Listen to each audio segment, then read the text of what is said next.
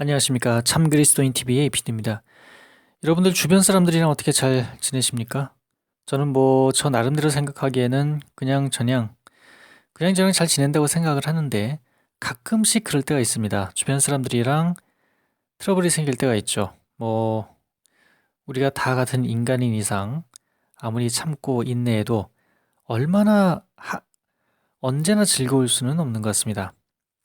전혀 예상하지 못했던 순간에 전혀 예상하지 못했던 예기치 못했던 돌발 상황이 발생해가지고 순식간에 주변 사람들과 다툼을 벌이거나 불화가 생기거나 이게 그냥 대부분의 그 정상적인 경우가 평범한 그 경우 같으면은 이게 어떤 그 문제가 생기더라도 나중에 어찌어찌 이미 잘 잊어버리기도 하고 같이 일도 하고 부대끼다 보면은 또 사라지기도 하고 나쁜 일만 생기는 것도 아니죠. 예, 또 좋은 일도 생기니까 좋은 일이 딱 생기면은 안 좋았던 기억은 또 묻혀서 사라지기도 하고 대부분 이런데 이게 제대로 해결되지 않고 앙금으로 남는 수가 있죠. 그래서 그 순간에는 몰랐다가 이게 며칠이 지나서 몇 달이 지나서 또는 몇 년이 지나서 그때의 상처가 새삼스럽게 떠올라서 괴로웠던 경험들 다들 한 번씩은 있으실 겁니다. 이게 무슨 학창 시절에 있었던 일일 수도 있고 바로 어제 있었던 일일 수도 있고 아니면 오늘 아침에 있었던 일일 수도 있죠. 인간이라는 존재는 참 보면 볼수록 오묘합니다. 이게 결코 단순하지가 않아요. 근데 이게 어떻게 보면 당연한 게 여러분들 중에 강아지나 고양이나 이런 애완 그 반려동물들을 키워보신 분들은 잘 아시겠지만 자, 강아지를 예로 들어보면은 이제 강아지가 새끼를 낳는다는 거죠. 보통 대여섯 마리 낳지 않습니까? 한 번에. 그런데 꼬물꼬물거리면서 눈도 제대로 못 뜬 그 강아지들을 보고 있으면은 희한한 게 성격이 다 다릅니다. 어떤 놈은 굉장히 적극적이고 어떤 놈은 굉장히 소극적이기도 하고 잘 까불까불거리는 놈이 있는가 하면 얌전하게 있는 그런 강아지도 있고 성격이 한 마리 한 마리가 다 다르다는 거죠. 자, 강아지도 그렇고 고양이도 그렇고 그 어떤 동물을 봐도 동물마다 다 똑같지가 않죠. 어떻게 보면은 다 생긴 것도 똑같이 생겼고 아무런 개성도 없을 것 같은데 그 친구들도 동물 친구들도 가만히 보고 있으면은 하는 행동 하나하나가 똑같은 상황을 눈앞에 두고도 반응하는 것도 그렇고 다 다릅니다. 다 다르다는 거죠. 강아지도 이런데 동물들도 이런데 인간이라면 이게 오죽하겠습니까? 다 다를 수밖에 없는 거죠. 똑같은 사람이 될 수가 없는 거 아니겠습니까? 똑같은 사람이 될 수도 없는 거고 모든 사람이 같은 상황에서 똑같은 생각을 한다. 그거는 비정상적인 거죠. 그거 문제가 있는 겁니다. 똑같은 상황을 눈앞에 두고도 똑같은 일을 똑같은 시에 동시에 경험을 하더라도 그거에 대한 반응은 개개인마다 다 다르다는 거죠. 제가 볼 때 우리 인간들은 하나의 그 프리즘 같다는 생각이 종종 들 때가 있습니다. 눈으로 봤을 때 똑같은 색깔인데 그 빛이 눈으로 봤을 때는 그냥 색깔도 없고 그런데 프리즘을 확 통과하면은 굴절이 되잖아요. 여러 가지 색깔이 확 나뉜다는 거죠. 우리 인간들 역시 일상을 살아갔을 때 경험하게 되는 모든 일들이 모든 사건들이 나라는 또는 나 또는 너 그녀 또 이런 각자 사람들을 싹 통과하면은 그게 그 사람이 가지고 있는 어떤 마음, 심성, 가지고 있는 철학, 이념, 사상, 관점에 따라서 똑같은 일이 확 다르게 해석된다는 겁니다. 여러 가지 색깔을 내뿜는 그런 현상을 나타낸다는 거죠. 사실 이게 우리 인간이 가지고 있는 다양성이라는 게 인간뿐만이 아니라 모든 생물들은 다양하면 할수록 이거는 생존에도 유리하고 다양성을 가지도록 다 그렇게 진화가 된 것 같아요. 사람도 마찬가지죠. 인간도 마찬가지입니다. 그런데 다양한 생각들과 다양한 반응들과 다양한 감정을 갖고 있는 것, 각자의 개성이 있다는 것, 다양하다는 건 너무나도 좋은 거고 당연히 그래야 되는 건데 이게 하루하루 살아가다 보면은 그게 불화의 요인이 될 수가 있다. 아니, 사람들이 왜 싸울까요? 똑같은 생각을 가지고 있다면 싸울 일이 있을까요? 뭐 전혀 그렇지 않겠죠. 아니, 모든 사람들이 다 똑같은 생각을 가지고 똑같이 행동하는데 뭐 불화가 있을 수도 없고 뭐 불협화음이 있을 리가 없고 뭐 겉으로 봤을 때 뭐 평온할 거 아니겠습니까? 그런데 그런 집단은 죽은 집단이고 발전도 없고 아무것도 없고 이게 뭐 작물, 식물이라든지 동물이라든지 똑같은 종만 있으면은 거기에 돌림병 한번 돌고 나면은 다 죽는다는 거죠. 예. 그 병에 대해서 그 바이러스에 대해서 똑같이 취약하기 때문에 다 죽는다는 겁니다. 다양하게 있어야만 바이러스의 강한 종이 살아남고 그게 전체적인 생물 종이 살아남는데 인간 집단 역시 똑같은 생각과 똑같은 감정을 가지고 있으면은 겉으로 볼 땐 평온해 보이고 불화가 없고 다툼이 없고 평온해 보여도 그건 죽은 집단이라는 거죠. 위기에 뭐 제대로 대처하겠습니까? 아무튼 다양하다는 건 참 좋은 거죠, 이렇게. 그런데 그게 우리들을 굉장히 괴롭게 만들 때가 있다. 뭐 일상이라는 게 바로 고통, 고난의 연속 아닙니까? 여러분들 세상에서 제일 힘든 게 뭡니까? 세상에서 상대하기 제일 까다롭고 제일 힘든 게 뭐 자연재해? 뭐 지진이나 쓰나미가 몰려온다, 불이 났다, 화산이 터졌다. 아, 이거 절체절명의 순간이죠, 당연히. 근데 그런 일이 언제 어디 24시간 하루 24시간 계속 발생하진 않지 않습니까? 어쩌다 한 번 터지는 거잖아요. 그리고 그거에 대한 대비도 좀 할 수가 있고. 근데 제일 힘든 거는 사람을 인간관계 아닌가요? 결국 어딜 가든지 인간관계는 내가 저 뭐 사막에 있는 은수자처럼 혼자 살지 않은 이상 하루 24시간 우리는 사람들을 겪을 수밖에 없고 서로 생각과 감정과 느낌이 다 다른 사람들이 모여서 있으니 바글바글하고 있으니 언제나 충돌이 발생할 수밖에 없고 불협화음이 일어나고 그렇잖아요. 결국 우리들의 인생에 있어서 가장 큰 고난을 안겨주는 것은 인간이다. 인간인 것 같습니다. 인간. 하여튼 사람에 의해서 상처받고 물론 그 사람들로 인해서 치유받기도 하고 행복도 느끼고 하지만 그에 반해서 고통도 똑같이 오는 것 같습니다.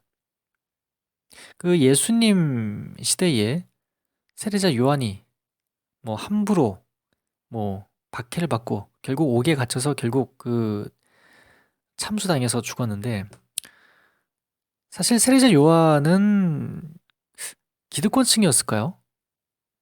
그 당시 예언자라는 위치가 어떤 위치였는지 저는 뭐 제가 뭐 지식이 별로 없기 때문에 어떻게 정확하게 알 수는 없지만 아무튼 예수님의 말씀을 놓고 보면은 그 세상은 그를 함부로 대할 것이다. 이 제자들이 그 예언자 엘리야가 미리 뭐 먼저 온다고 했는데 이거 뭐 어떻게 된 겁니까? 물어보니까 그는 이미 왔다. 하지만 세상은 그를 함부로 대했다. 결국 그 세례자 요한이 뭐 고난을 받고 고통을 받았던 건 사실인 것 같습니다. 왜 그랬을까? 결국 그가 세례자 요한이 했던 말이 기존의 기득권층이 내세우던 주장과 말하고는 좀 맞지가 않지 않았을까? 충돌이 있지 않았을까? 헤롯 왕에게도 간했다가 결국 갇혀서 목이 잘려 죽죠. 그런 것처럼 결국 이 세례자 요한 역시 인간관계, 인간관계 다른 사람과 똑같은 말과 행동을 하지 않고 튀는 행동을 했기 때문에 튀어나온 못이 정 맞는다고 결국 그것 때문에 목숨까지 잃게 됐다. 그런데 그 튀는 행동이 결국 주님의 관점에서 보자면 그가 보여줬던 튀는 행동이야말로 인간으로서 마땅히 해야만 했던 예언자로서 예언자의 직분을 수행하기 위해서 당연히 해야만 했던 것인데 세상 사람들의 관점에서 보자면 그게 이해가 잘 안 됐었던 것 같습니다. 어, 세례자 요한도 그렇고 예수님 역시 똑같은 입장이셨다는 거죠. 그런데 한번 생각을 해봤습니다. 그렇다면 지금 이 시대의 세례자 요한은 누굴까?